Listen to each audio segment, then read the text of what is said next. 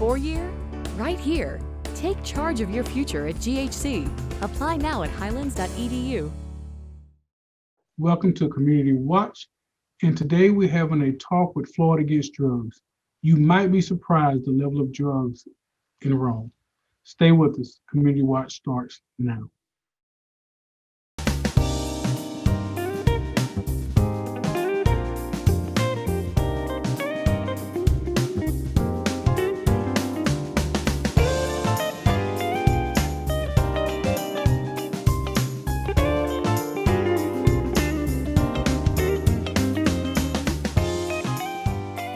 Welcome to Community Watch. Greg, how are you doing? Doing fine, brother, and yourself?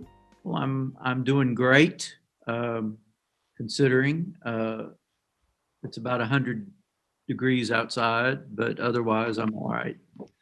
Yeah, it's a little warm, but we're used to that, right? Yeah. And I know today's show is about an organization that means a lot to you. It means a lot to all of us indirectly. You know, some of us even more directly. Floyd against drugs, and I just think it's just one of those questions. It's one of those situations, man. You could easily become hopeless. But you know, we have an expert on today that's going to talk to us and share a little information about Floyd against drugs. Well, that expert is Dale Styers, and welcome, Dale, to the show. Glad to have you. Thank you so much. I appreciate you having me. Well, let's get started just by telling us a little bit about Floyd against drugs for those who are not familiar with it. Sure. Thank you, John. Floyd against drugs was actually started almost exactly 20 years ago. It was started by a guidance counselor who was in our local schools and actually had a student that was addicted to marijuana and not doing well in school. And she couldn't get the help she felt like she needed with this student. And out of that was born Floyd Against Drugs. So it was a very small grassroots startup. And you know, it grew slowly. She got involved, or she had the local government, city and county, get involved with it. And it's grown and grown. We now have 19 people on the board. And we had federal money up until last year, grant money. And we've now changed over to being only funded through private money and small local grant money. Our mission is to go after prevention and work on prevention in underage drinking, smoking, and illegal drug use, primarily at the school age. So we're talking elementary, middle school, and high schools. So we will go out and speak at those various levels of education, and we also have a lot of events throughout the year.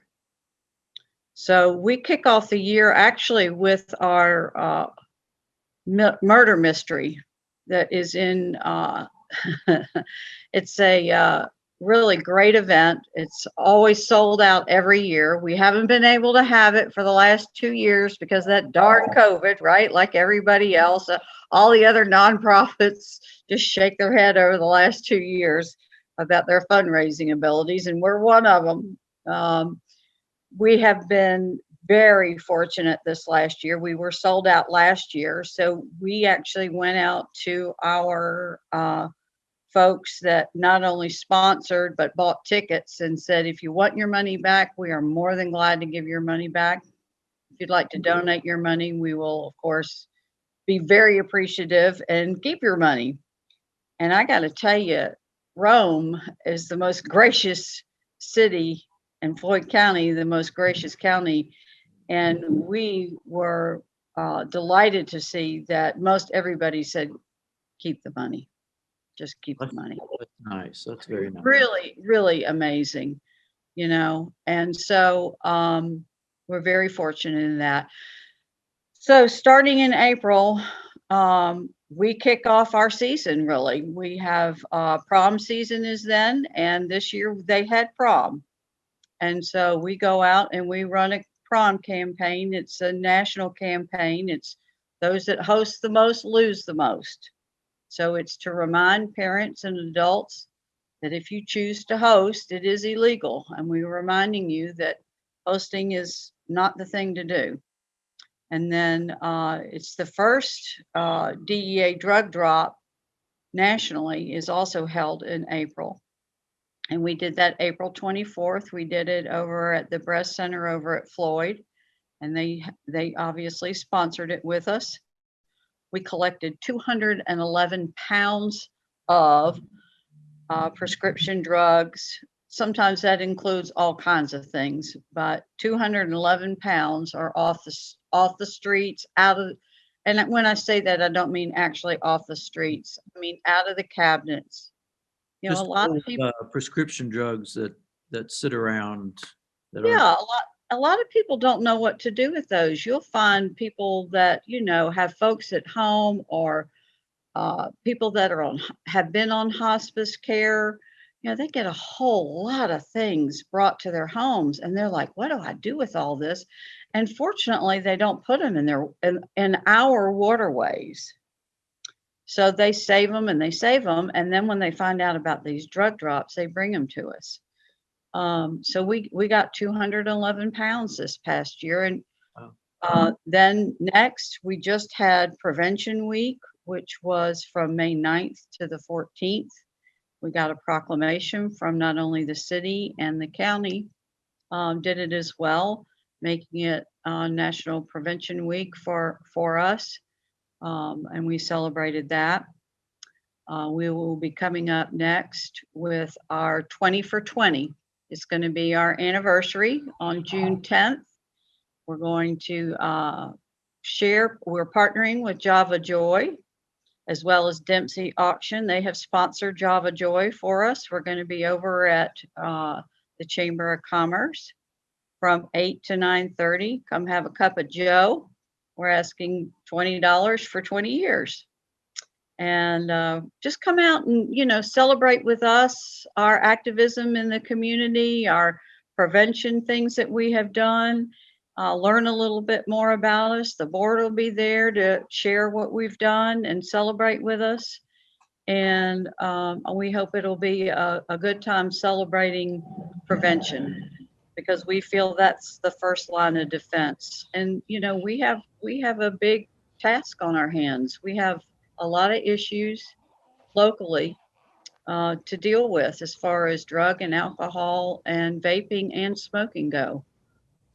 So we look forward to celebrating us, and we hope everybody will come out and enjoy a good cup of coffee and have some donuts. So, and throw in $20. Dale, I have a question for you. I mean, I love documentaries and I've watched several, and just realizing the methamphetamine addictions that a lot of counties and towns across the nation are dealing with, and suicides. I mean, not suicides, but deaths from overdose. Is Rome? I mean, I know some statistics outside of Rome, but is Rome been affected as much, or is just as bad in Rome as it is in some of the other areas? Oh yeah, definitely. So right now we have fentanyl laced methamphetamine in this county. We have, I know somebody with EMT at Floyd, and they've had 2 specific deaths, and where our EMTs are putting their lives at risk, because this powder will be all over the folks that have overdosed, and there are huge precautions that they have to take, and they may themselves be subject to getting that on them, and they may have to be Narcaned if they get the least little bit of this material on them, on their skin, and into their blood system. I have a dear friend whose mother's in the hospital now from an overdose and probably won't make it. Overdose, particularly with COVID, we don't have the numbers yet, but they are very high. Mental health is very high. Recovery is seeing a huge volume of people coming in the doors of our 12-step programs and our treatment programs because of COVID and the isolation that it has caused. So we have a serious problem here in this area. You know, this has been an area of major concern because we're right off the highway. So the trafficking up here is huge. Yeah, when I look at it, and you kind of step back, it's a very daunting task because it just seems like there's no silver bullet, there's no easy fix. It is a marathon process, and just some days I just think as a community has the community just fatigued, because you don't see a lot, you don't hear a lot about drug awareness as much, at least I don't, as much as I think we should be talking about it. Just in hearing that information you just relayed about that there's actual methamphetamines out here laced now with fentanyl that's killing people in Rome. So right. I think sometimes we think of drug problems being big city issues, but to know that people are overdosing here in Rome, just for me, changes the situation. It changes the scenario. Yeah, and I tell you, if you'll pick up the local paper, it's amazing. Look at the arrests. It's all meth. It's incredible the number of arrests week after week after week. It's just unbelievable the amount of methamphetamine here in this county. You know, and I just spoke to Alto Park Elementary 2 days last week. I spoke to the 4th graders on Wednesday and the 5th graders on Thursday. And the first thing I asked them was if they knew what vaping was. All 6 classes raised their hands. They had already in the 3rd grade had a student come with a vape. The 3rd grade. That's like 8 or 9. Yeah, it's 8 or 9 years old. And they're already aware. I put a hookah up because I go over cigars, cigarillos, pipes, like a smoking pipe, right? Not like a marijuana pipe. But I also include in my talk about hookahs. Well, I don't know if you know this, but I'm in recovery. I know darn well a hookah is used for way more than tobacco. And I got a little kid in 4th grade that's telling me his grandma has 20 of those. I'm like, these kids are way more educated than I was in the 4th grade. I can promise you that. And and they will spill the beans. I mean, that grandma would roll over if she knew that kid was in elementary school telling a stranger, my grandma has 20 of those. But that's what we have now. That's what our babies know. I do the same thing, Greg. I close my eyes and shake my head. It breaks my heart. And I tell them, listen, I'm in recovery. I've been in recovery for 30 years. That's why I do this. I don't want you to do what I did. I'm here because you're going to Coosa Middle next year. Somebody's going to walk up to you in the bathroom or out in the hall or on the playground that's older than you and go, hey, want to be cool? Try this. I want you to think now, what are you going to say? What are your boundaries going to be? You need to think about it now, not on the spot. We're coming up on a break here. So let's take the break and we will be back with much more. So don't go away.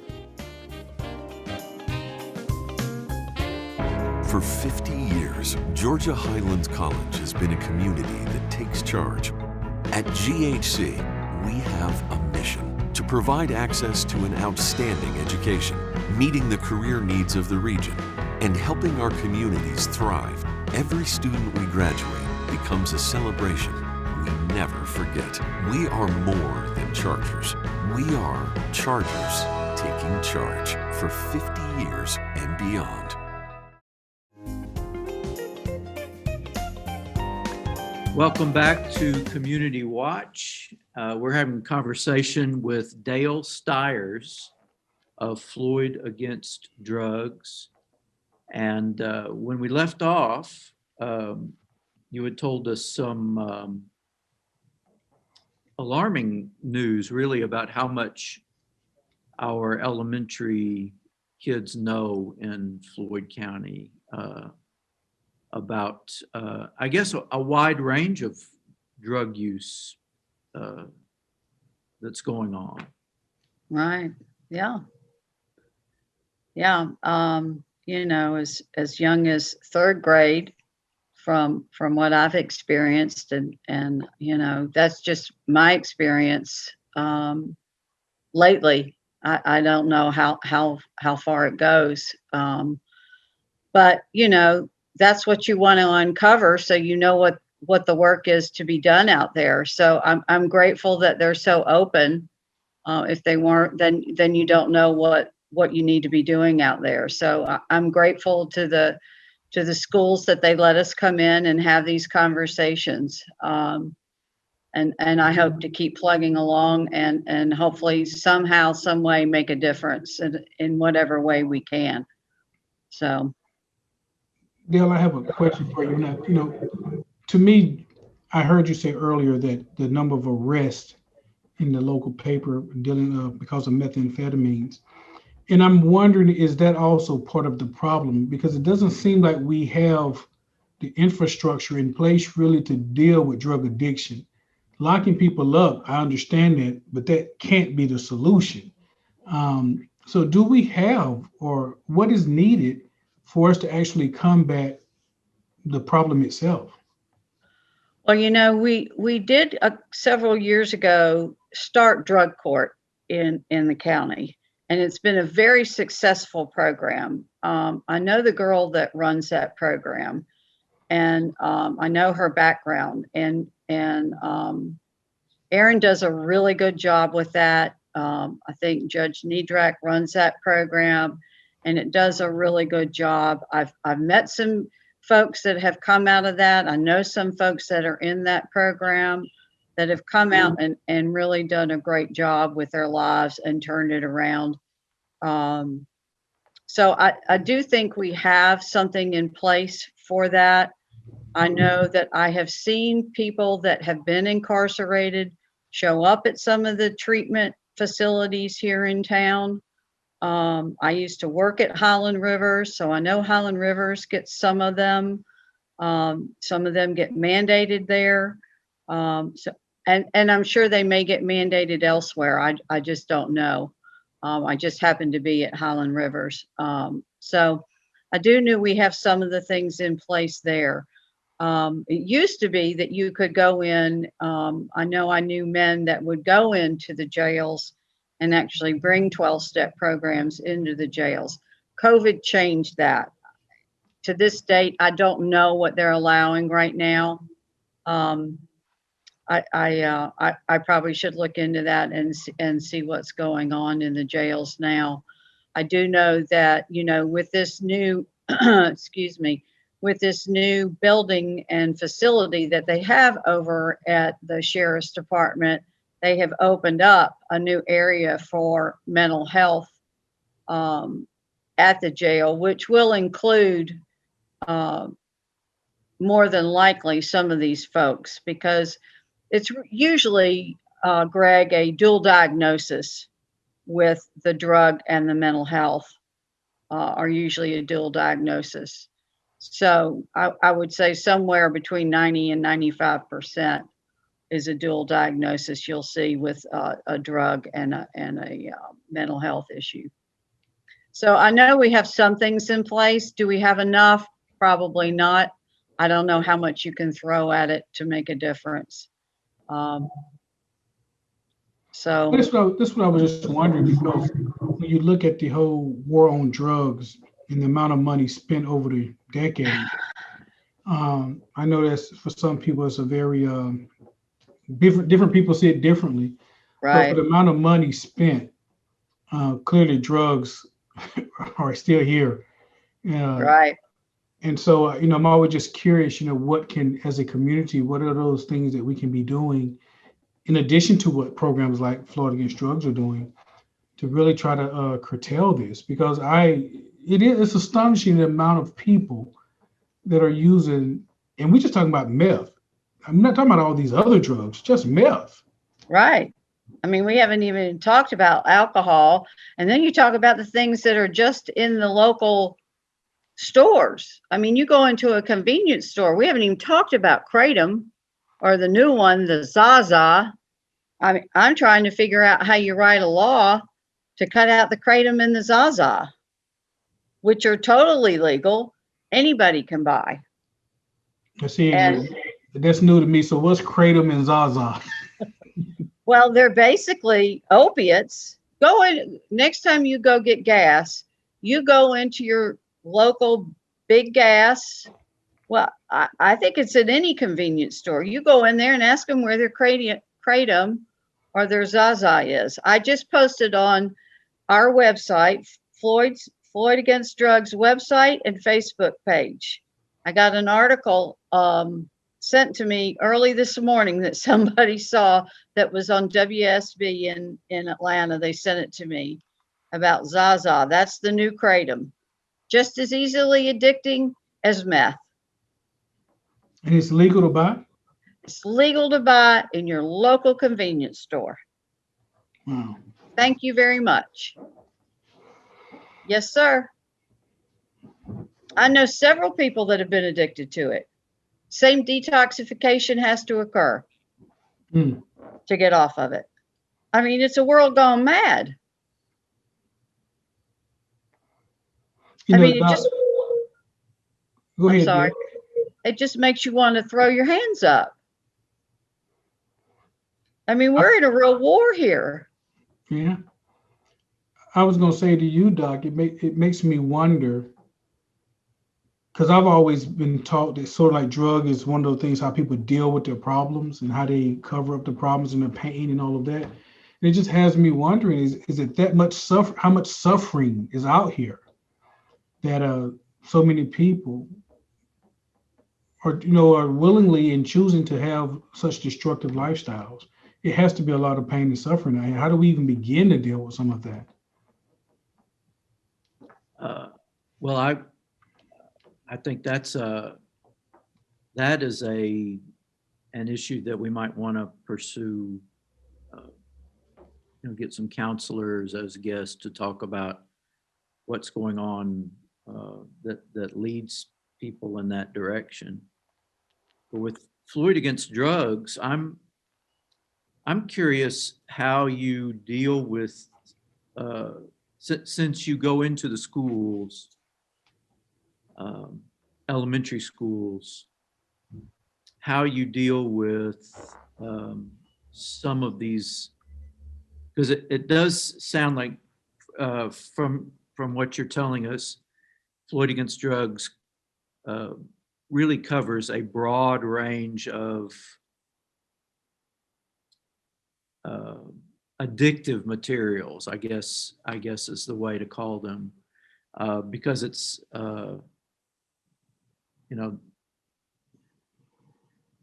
you mentioned vaping, for example. Right. Is that where you begin the conversation with children?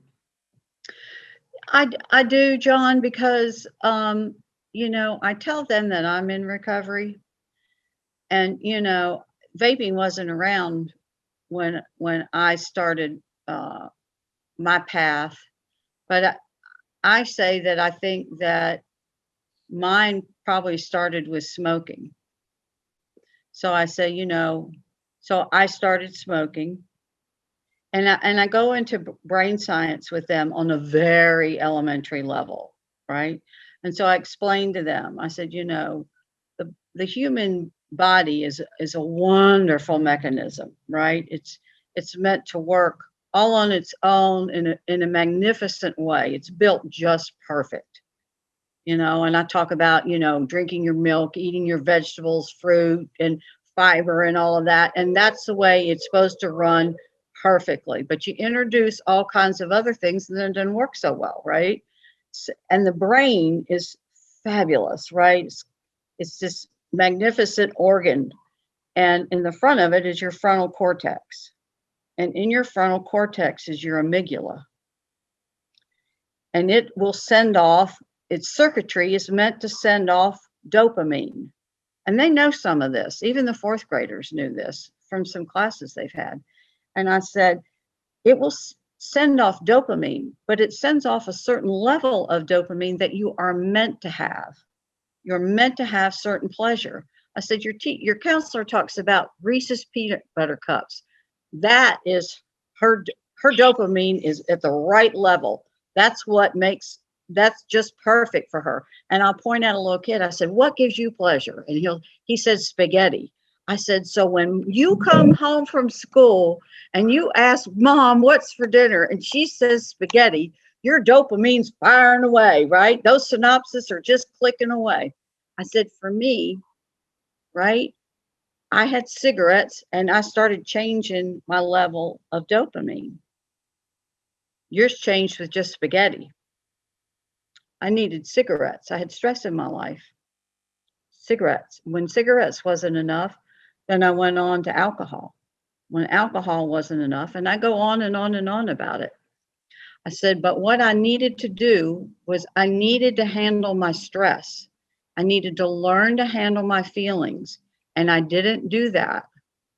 So I said, what I want you to think about is when you have those stresses from school or buddies or somebody picking on you or whatever it is that comes up in life, you need to learn to handle it with your parents, with your school counselors. I said, these teachers, I said, I know they care about you. You know why? Because they have me here today to talk to you about this. I said, you can call me. You can call me and say, you don't even have to tell me your name. You can say, I heard you talk at school. You don't have to tell me your name. You can tell me what you need, and I'll find it for you. I said, but you have to deal with your feelings. Don't find a chemical way to do it. So that's kind of how I lead them down to start to think about. I said, do you want to go to college? They all raise their hand. I said, what do you want to be? One of them wants to be a vet. I said, you're not going to be a vet if you do this. If you start with vaping and you start burning your lungs and end up in a hospital and get emphysema, you're not going to be a vet. That won't happen. So when somebody comes up to you and says, smoke this, what are you going to say? No, I've learned about this. I know what that's going to do to me. I'll never make it to college. I'm not going to do that. I said, good for you. That's what I want to hear. And I'll go around the room and make them all share something because I want them thinking, how are you going to say no? Well, we've got just under a minute left, so I want to remind people about the event coming up on June 20th. Is that the right date? June 10th. June 10th. 20 for 20. That's what got you to 20th. That's what I was saying. 20 for 20. All right. So June 10th, what happens? June 10th at 8 o'clock, you're going to come down to the Chamber of Commerce in downtown Rome and have the best cup of coffee with Java Joy. And those kids give you a hug. We're going to have donuts and music and balloons. And we're going to come down and celebrate prevention and what we can do in this community to change the trajectory of what goes on. Well, thank you so very much for being with us today and telling us. Thank you for having me. Thank you so much. Thank you all for watching today, Community Watch, and we will see you next time. Bye now.